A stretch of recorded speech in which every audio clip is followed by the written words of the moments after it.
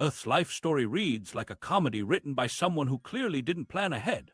For 4.6 billion years, evolution's trial and error process led to the wildest outcomes through incremental changes that somehow produced incredible diversity.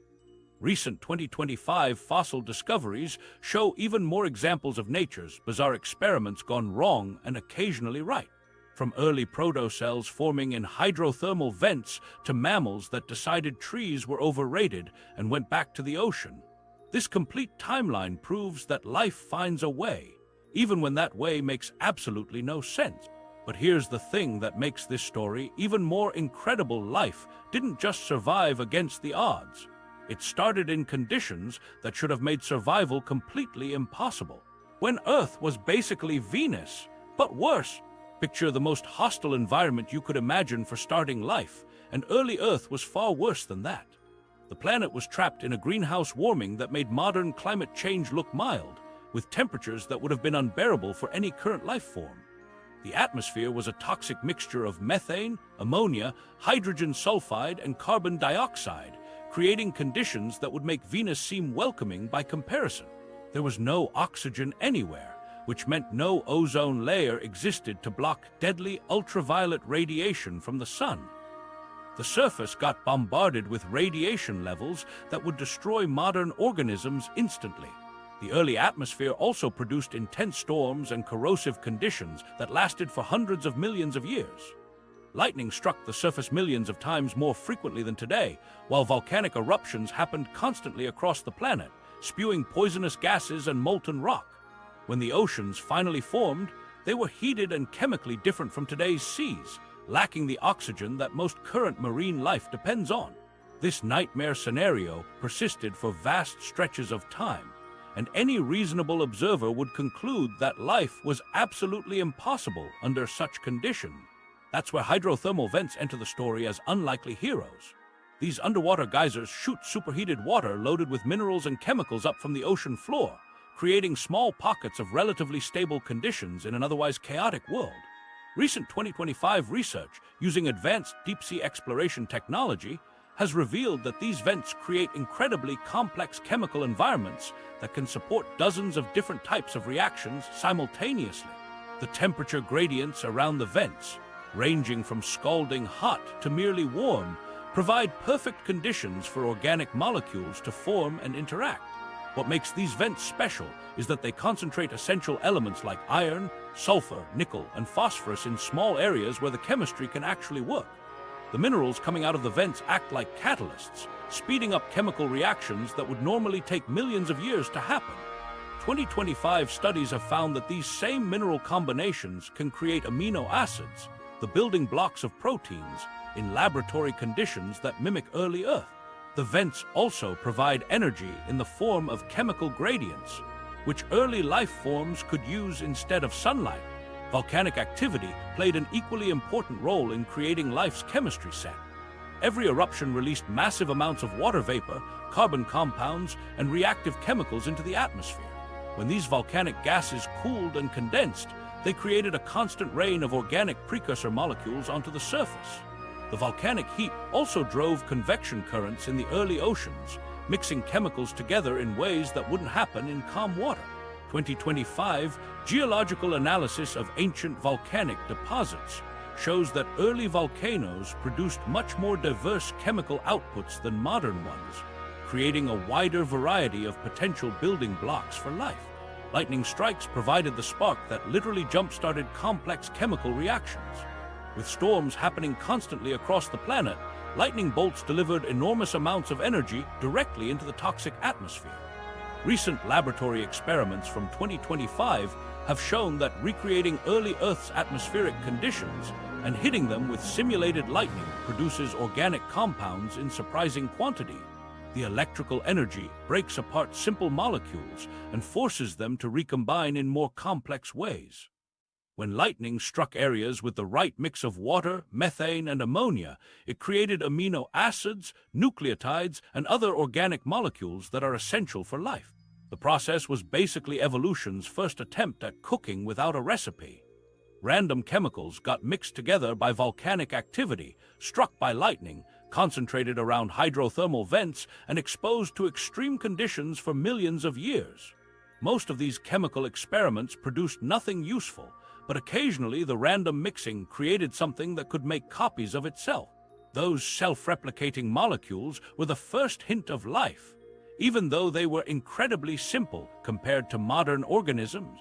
What makes this even more remarkable is that scientists have found similar conditions on exoplanets throughout the galaxy.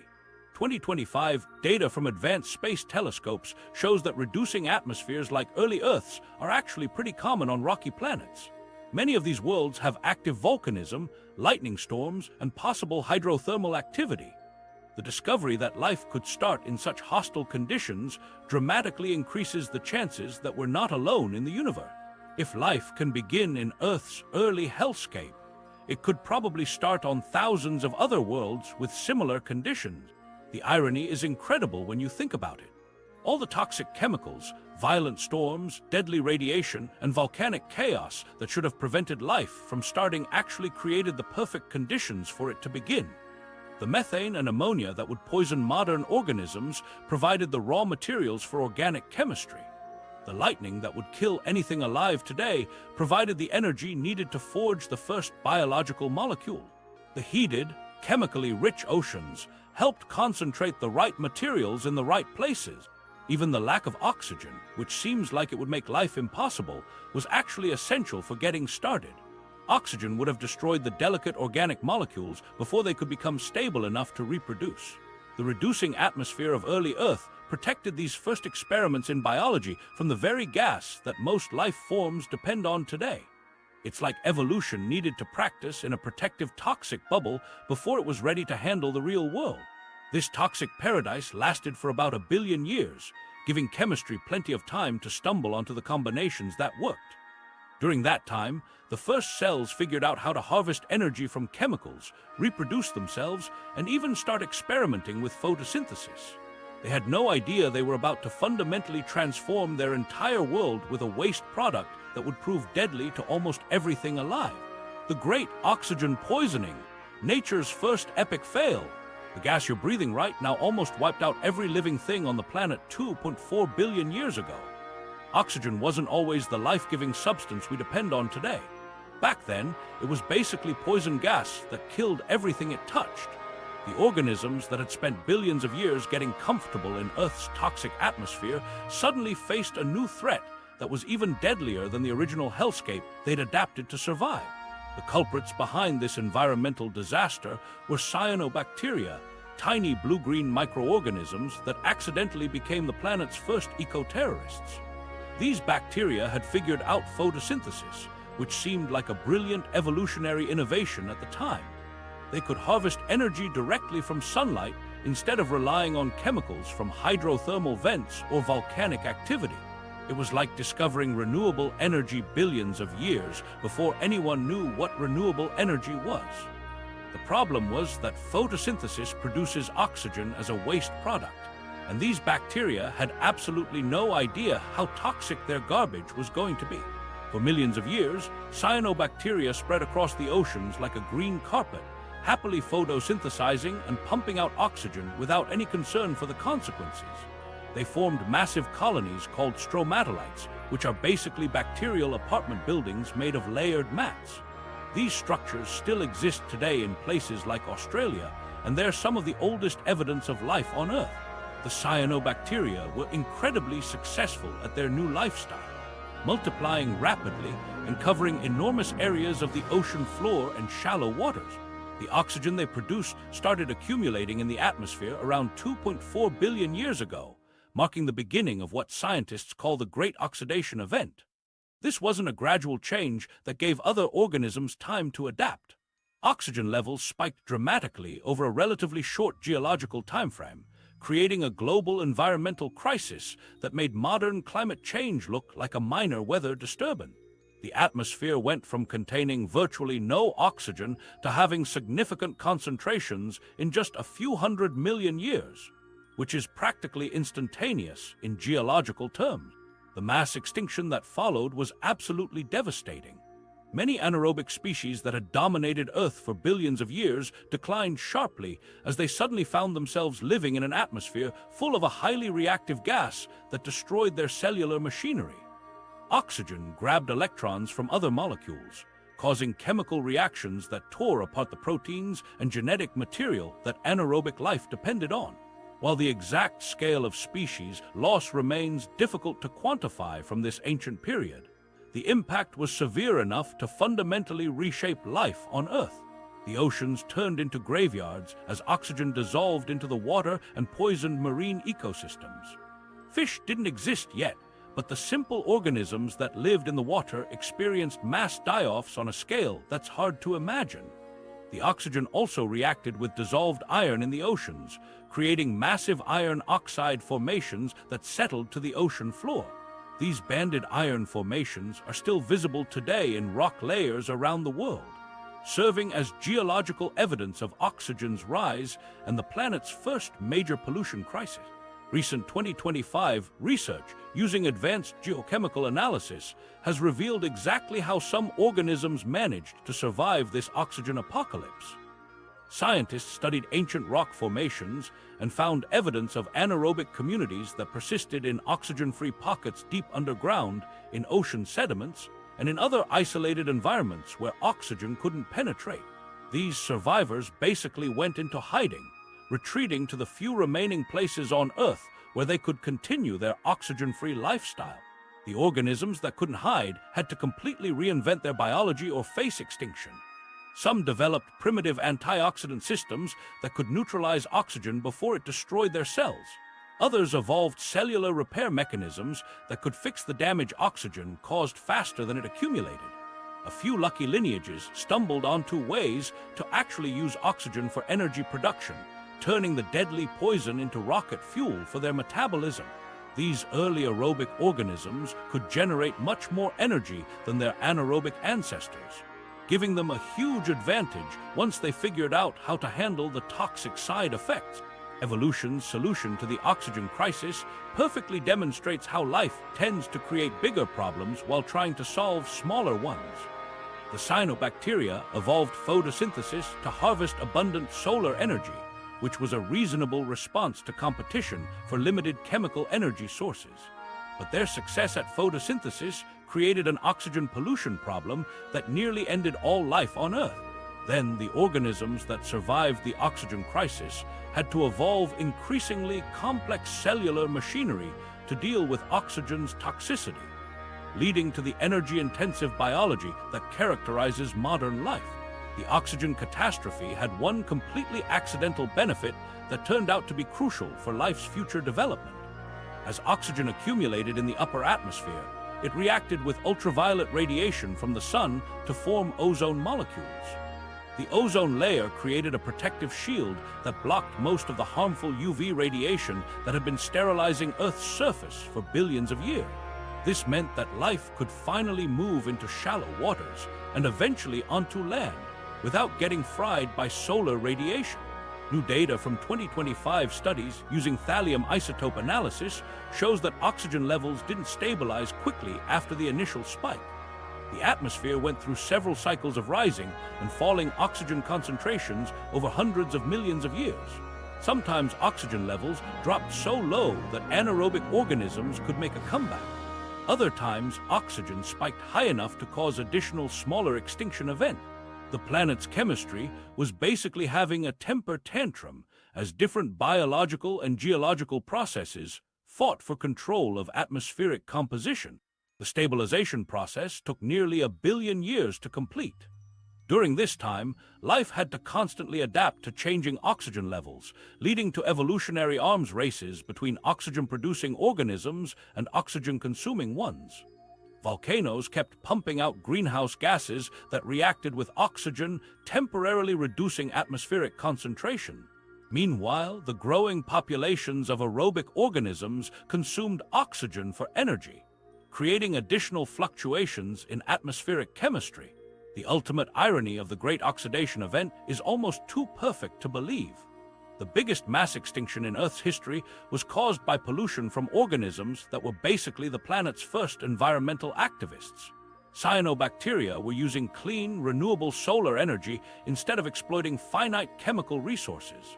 They were living sustainably and producing their own food without depleting their environment. But their environmental consciousness accidentally created a toxic waste problem that killed almost everything else alive. This oxygen disaster established a pattern that life on Earth has followed ever since. Every major evolutionary innovation creates new environmental pressures that force other organisms to adapt or die. The cyanobacteria's photosynthetic breakthrough paved the way for aerobic life, which eventually led to complex cells and multicellular organisms. The poison that nearly ended life became the foundation for everything that followed, setting the stage for biology's next great accident that would involve one organism trying to eat another, and somehow creating something entirely new instead. When cells decided teamwork wasn't so bad after all. Every cell in your body right now contains the descendants of ancient bacteria that got trapped inside other cells billions of years ago. Your mitochondria, the tiny power plants that keep your cells running, are actually the evolutionary offspring of bacteria that were once free-living organisms with their own agenda. Mitochondria retain bacterial genes, a key piece of evidence for their origin, and that DNA tells a story about one of the most accidental and important events in the history of life on Earth. For about 2 billion years after life began, evolution seemed to be stuck in neutral. Single-celled organisms floated around in the oceans doing basically the same thing generation after generation. They reproduced, they consumed resources, they died, and their offspring did exactly the same thing. There was no innovation, no complexity, no dramatic changes in body plans or lifestyle. Life was boring in a way that's hard to imagine. These simple cells had figured out how to survive, but they hadn't figured out how to become anything more interesting than microscopic blobs that occasionally divided in half. The mystery of why life stayed so simple for such an incredibly long time puzzled scientists for decades. Single-celled organisms had all the basic biological machinery they needed to survive. They could harvest energy, reproduce, and adapt to changing conditions. But something was preventing them from becoming more complex, and nobody could figure out what that something was. The transition from simple cells to complex cells represents one of the biggest puzzles in evolutionary biology, because it happened so suddenly after billions of years of apparent stagnation. The breakthrough came through what can only be described as cellular cannibalism gone horribly wrong or possibly horribly right, depending on your perspective. About 1.5 billion years ago, a large anaerobic cell decided to have a smaller aerobic bacterium for lunch. This wasn't unusual behavior. Cells had been eating other cells since the beginning of life. The bigger cell engulfed the smaller one, probably expecting to digest it and absorb its nutrients like any normal predatory interaction. But something went wrong with the digestion process, and the smaller cells survived inside the larger one. Instead of being broken down into molecular components, the aerobic bacterium kept on living inside its would-be predator. Even stranger, it kept doing what aerobic bacteria do best, which is using oxygen to produce energy through cellular respiration. The larger anaerobic cell suddenly found itself with a live-in energy producer that could generate much more power than its own anaerobic metabolism could manage. The arrangement worked so well that both cells decided to stick with it, creating the first example of endosymbiosis in evolutionary history. Research on mitochondrial DNA has provided incredible detail about this ancient cellular merger. Scientists can now trace the genetic lineage of mitochondria back to specific types of bacteria that still exist today. The mitochondria in your cells are most closely related to a group of bacteria called alpha-protobacteria, which are still free-living organisms that use oxygen for energy production. The genetic evidence shows that the endosymbiotic event happened only once, meaning that all complex life forms with mitochondria descended from that single successful cellular partnership. The DNA analysis also reveals just how much the trapped bacteria changed over billions of years of living inside other cells. Modern mitochondria have much smaller genomes than their free-living bacterial relatives. They've lost most of the genes they needed for independent survival and kept only the ones essential for energy production.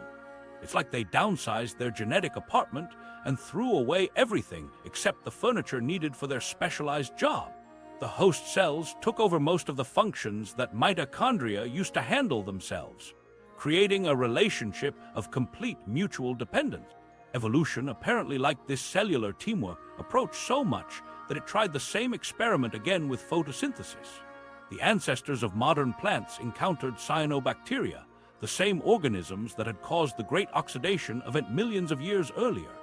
Instead of just eating the Cyanobacteria, some early plant cells formed the same kind of endosymbiotic relationship that had worked so well with mitochondria. The Cyanobacteria became chloroplasts, the green organelles that allow plants to photosynthesize and produce their own food from sunlight.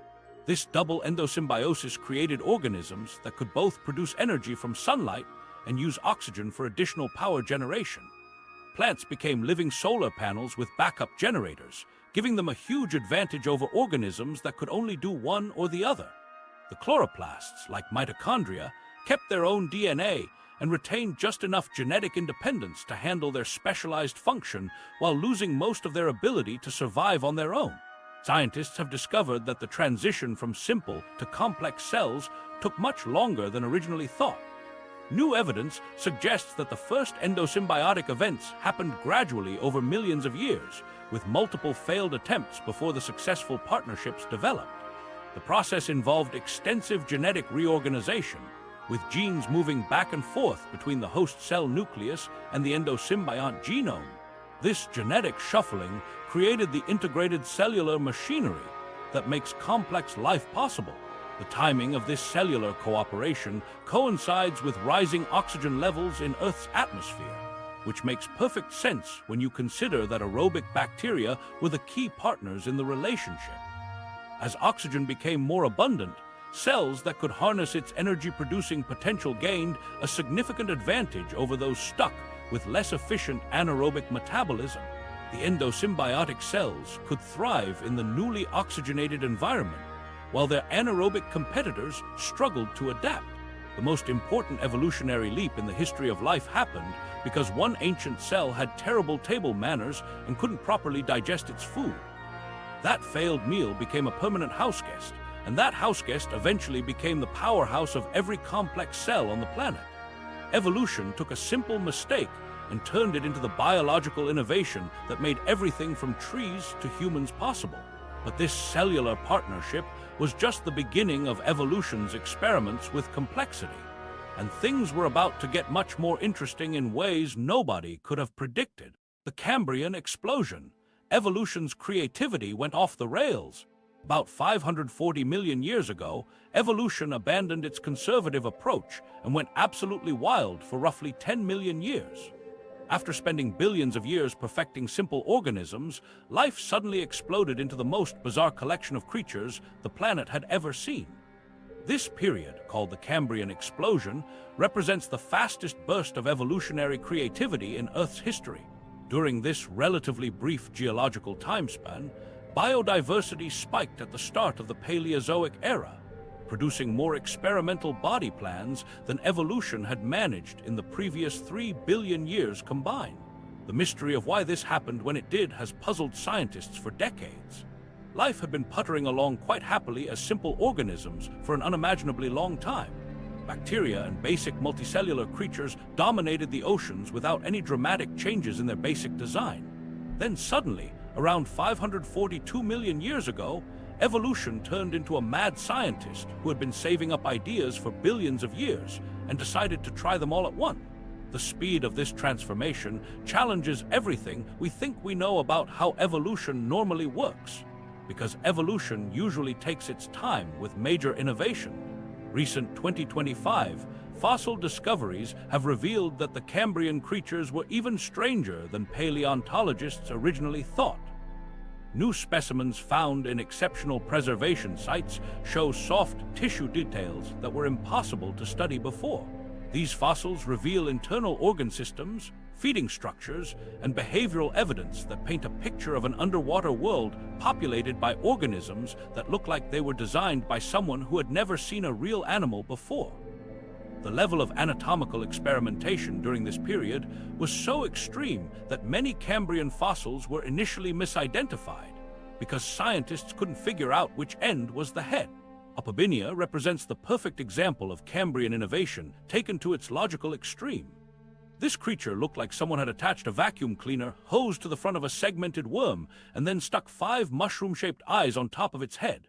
The vacuum cleaner appendage, called a proboscis, had a claw at the end that Opabinia used to grab prey and stuff them into its mouth, which was located underneath its head instead of at the front like you'd expect. The 5 eyes were arranged in a pattern that made no sense from an engineering perspective, but somehow worked well enough for Opabinia to survive and thrive in Cambrian oceans. The anomalocaridids represent another spectacular example of Cambrian experimentation. Anomalocaris grew to over 6 feet long and developed flexible feeding arms that could grab prey with surprising dexterity. These massive predators had compound eyes and undulating fins that propelled them through the water like living submarines.